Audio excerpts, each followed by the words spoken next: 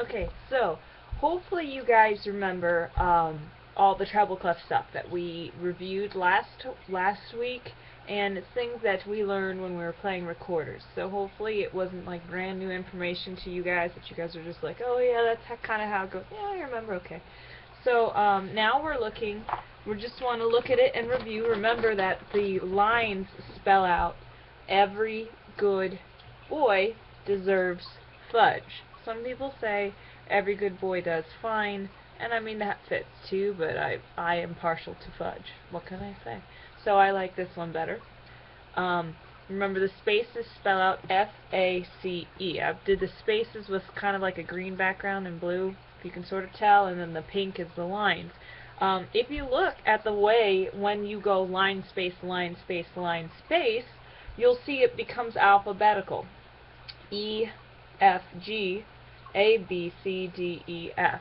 So you can always figure out what note you have depending on, if you can at least remember the spaces. Remember, spaces spell face. They rhyme. That one's easy. If you can remember F-A-C-E, and then you see one that's on the line between the A and the C, your option is B, because that's the letter that's in between. Okay? It's all alphabetical. It makes sense. So I lined them up this way so you could see that they are alphabetical when you go back and forth between lines and spaces. And when you skip and you go line, line, or space, space, that's when you have to skip over a letter in the alphabet. But otherwise you should never be skipping more than one unless you're going from this line to, say, this space. And if it's a big jump like that, then that's why we're learning to read this, so that we don't have to count everything out. But right now, if you need help counting things out, remember, everything's alphabetical. So if you remember every good boy and you can't remember the rest, use the alphabet. Okay, I know this is boy, B, C, D, E, yes, there we go, okay? Also, since it's alphabetical, since we know that, we can figure out that, let's say we're on this space down here, okay, right before the E. Okay, so the E is on that line. This is the space right before the E. What letter name would that be? Hopefully you guys said D, or thought in your head D, because D is the letter before E. So your D is going to be in that bottom space. Okay? Above here, if it's sitting on the top, that right there, what comes after F alphabetically? G. So that's your G, okay? There's these things called ledger lines. All it is that it's another staff line, because what comes after G is on a space, because look, there's no line cutting through the center of it. But you can't go to another space, right? Because remember, I said if you do space to space, you have to skip a letter. And we don't want to do that. We have to account for every single letter. It always repeats A through G. So you have to add what we call a ledger line. And it's just like a mini staff line, because if they kept putting staff lines for as many notes as there are available to play on any instrument, the music would be ridiculous to read. And you don't play up that high often enough that it's worth doing that. So it just makes it easier to read. So what comes after G? Because remember, it's alphabetical so long as we're going upwards. So we're going G. What comes after G? You might have said H, but do we use H in music? No. So we have to restart. And so where do we restart? A. Okay. So that is an A.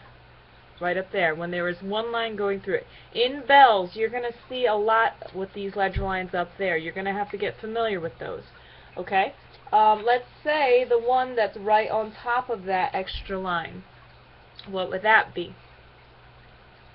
Okay? If we're thinking logically, remember alphabet, we're going one more step higher, but it's on a space, not a line, so you're not skipping over anything. So what comes after A? B. Alright? And then the last one you're going to need to know about, I'm running out of room, but just bear with me, I'm going to draw it over here on two ledger lines.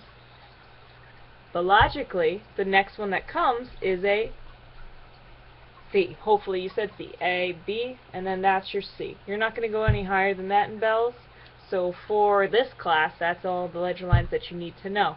But just remember, it's alphabetical. So if you can remember the lines and spaces here, you'll be able to figure out all the extra ones, okay? So remember, every good boy deserves fudge. and F-A-C-E, face. Okay? Now, we got to also learn our bass clef. So, bass clef, unfortunately, there's not a one-word thing that helps you to learn the spaces, okay? Not like treble clef. So, with this, we remember for the spaces in bass clef, we remember all cows eat grass. Okay? So all cows eat grass is what spells out the spaces. Okay? Remember, spaces, the note does not have a line going through the middle of it. You can do the full circle there. So A-C-E-G, that doesn't actually spell out anything. It spells ASCA. It's not going to help you. All cows eat grass. Okay? And our lines do mimic the treble clef a little bit, but you have to start with a different word. You start with good. So good boys deserve, right? Deserve fudge. Now we have one more letter.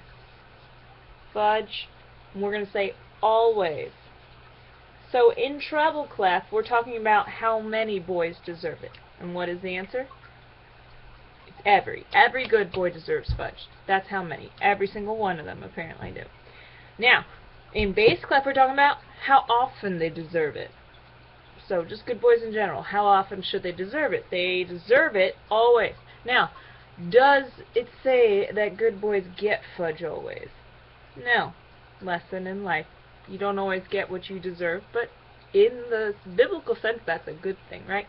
So, bass clef, good boys deserve fudge always. So remember, bass clef, we start with the good part of that sentence. Bass clef, you got to start with good. Treble clef, you start with every. Okay, so be careful. Don't get those mixed up. They are very similar. Alright, and then I drew the bass clef just like I did with the treble clef earlier. So you can see how G and then A, B, C, D, E, F, G, you can really see how this alphabet fits in bass clef really well because the A starts at the bottom space. So A, B, C, D, E, F, G, A, and then if we're going to the next note that's above that A, alphabetically speaking, what comes after A? B, right? And if C is here, there you go, that's your C. Now sometimes this C will show up in bass clef. Sometimes the C shows up in treble clef. Okay, because remember, D is that bottom space, so the note before it would be C, and that's what that extra line is. On the bells and in your book, it's like two different ones. Like the picture on the bell is, I believe, in treble clef, but in the book it always shows up in bass clef. But remember, this note here with the one ledger line and the note below treble clef with the one ledger line, it's the same C. If you look at the piano and play it, it's going to play the same note. So don't let that confuse you too much. I don't know why the bells are written differently than the book exactly, but just so you know, that's what's going on there. It's nothing wrong. It's the same note on the piano. Okay? So that's your bass clef. That's the really new thing. So remember, bass clef, all, I didn't write my words in, all cows eat grass. That's your bass clef spaces. All cows eat grass. And then our lines, we have to start with good, right? Good boys deserve fudge always. Okay? So one of the things you guys are going to do is you are going to come up with your own sentences for these things. Alright? Because maybe you don't really care about cows. Maybe you don't like fudge. Okay? Maybe you're a girl and you're going, why all these things have to talk about boys all the time? So what I want you to do is come up with your own sentences to fit lines and then a separate one for spaces. Okay? Your own sentences. You're not supposed to work in a group because I want this to be personal to you. They can be silly, but they need to be a sentence. Like, it can't just be a combination of random words. That's not a sentence. Okay, you guys are in 5th grade. You know what a sentence is. So you need to come up with a sentence for the lines and the spaces, for both treble clef and bass clef. So especially bass clef to help you learn, because that's the new one, but treble clef never hurts to review, because most of the bells are in the treble clef region, and that's most of you are going to be reading that a lot of the time. So good to know. But bass clef, you don't want to act like you don't know bass clef at all, because that'll get you, okay? So that's bass clef, that's treble clef. You're going to work on making your own sentences for that and work on identifying notes and just get really good at that so it becomes second nature. And then when it becomes second nature and then you play it with the bells, you don't have to worry about, is that my note, is that not my note, I don't know. Okay, you'll be able to just kind of go, there it is, there it is, there it is, there it is. Alright? Have fun.